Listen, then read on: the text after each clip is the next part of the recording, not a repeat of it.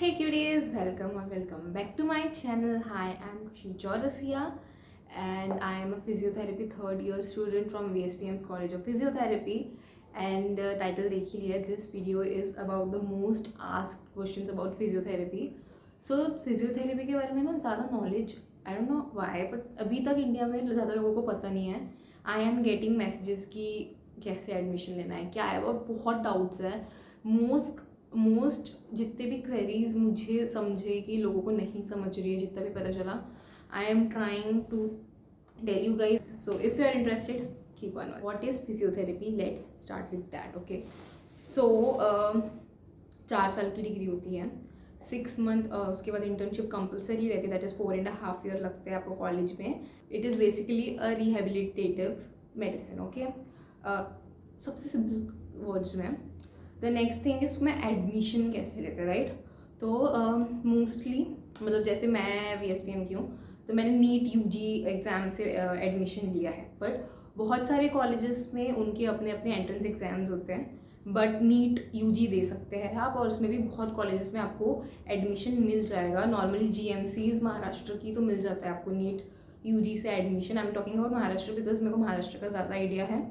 But अलग अलग all colleges में जो एंट्रेंस एग्जाम है वो आपको कॉलेज टू कॉलेज पता करना पड़ेगा कब वो रखेंगे और कैसे क्या रहेगा. बट मैं आपको कुछ कुछ नाम बता देती हूँ. The first entrance exam is BCE, next is VEE, third is IPU CET and IEM JEE. तो ये सब मैंने गूगल किया है, तो थोड़ी रिसर्च है.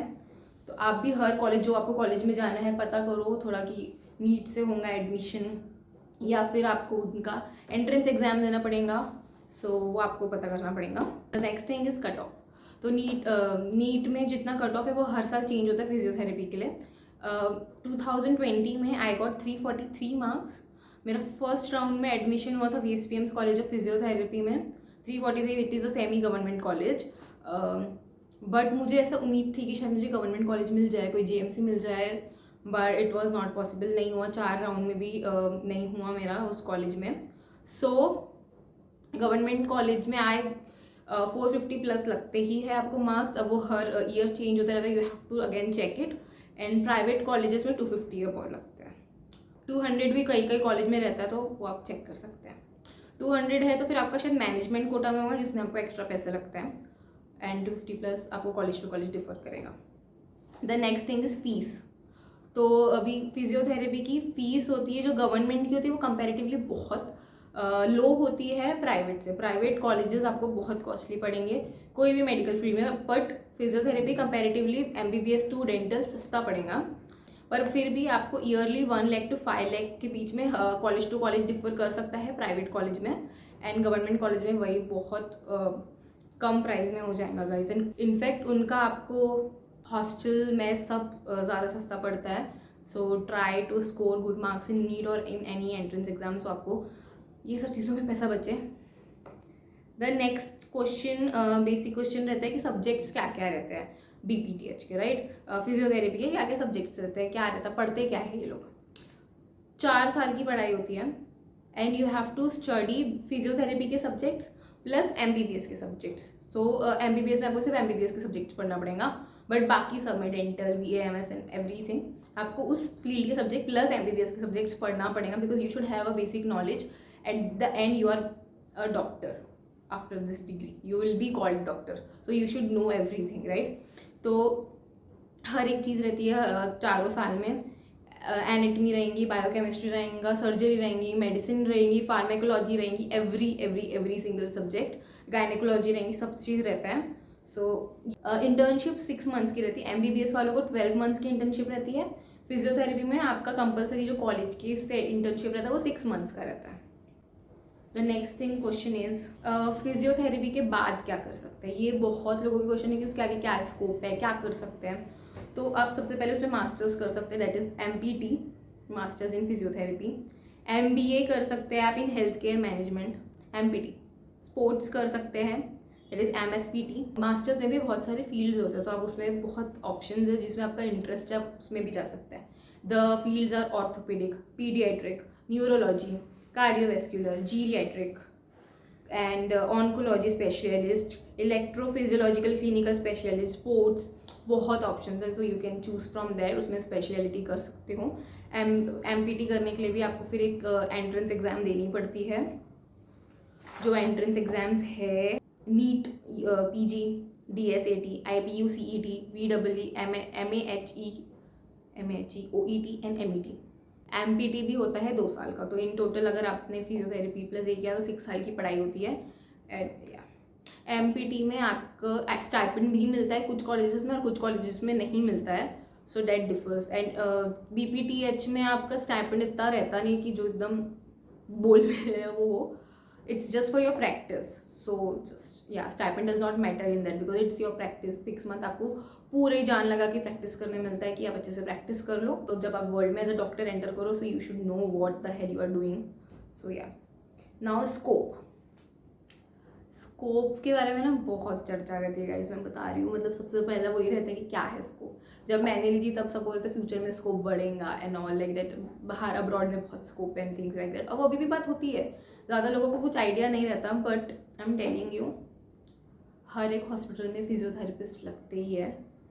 If you are in any health care field, scope is there. So ऐसा नहीं, अगर आप नर्सिंग कर रहे हो, अगर आप फिजियोथेरेपी कर रहे हो, आप BAMS कर रहे हो, BHMS कर रहे हो, MBBS कर रहे हो, BDS कर रहे हो, कुछ भी कर रहे हो, स्कोप है।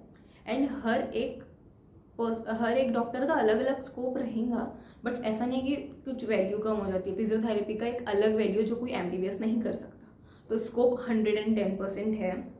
अगर आपको अब्रॉड जाना है, वो भी बहुत अच्छा ऑप्शन रहता है BPTH में कि आप अब्रॉड भी जा सकते हो, या फिर आप BPTH इंडिया में करने के बाद मास्टर्स के लिए अब्रॉड जा सकते हो। उसकी भी एंट्रेंस एग्जाम्स अलग होती है, तो वो आपको हर एक यूनिवर्सिटी, हर एक कंट्री टू कंट्री डिफर करेगा, वो आपको चेक करना पड़ेगा। जैसे कि एग्जाम्पल दे देती है, USA के लिए एंट्रेंस एग्जाम है GRE, हर एक जगह के लिए अलग अलग होंगे, and universities to universities entrance exam differ कर सकती है। ये सबसे सबसे सबसे बड़ा क्वेश्चन है, are they called doctors.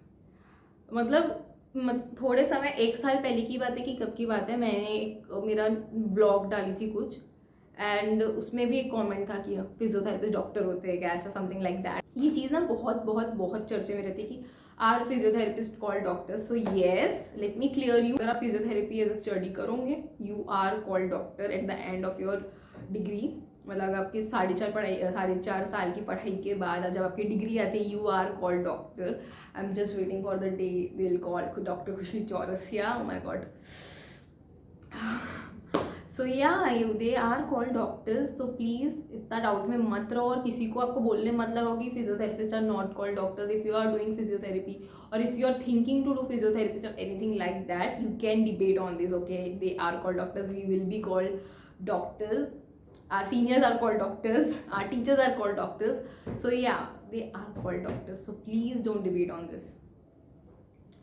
The next thing is my experience in physiotherapy. I am a 3rd year student, so I 3 साल होने में आ रहे हैं मुझे फिजियोथेरेपी के स्टूडेंट हुए, तो आई एम टेलिंग माई एक्सपीरियंस।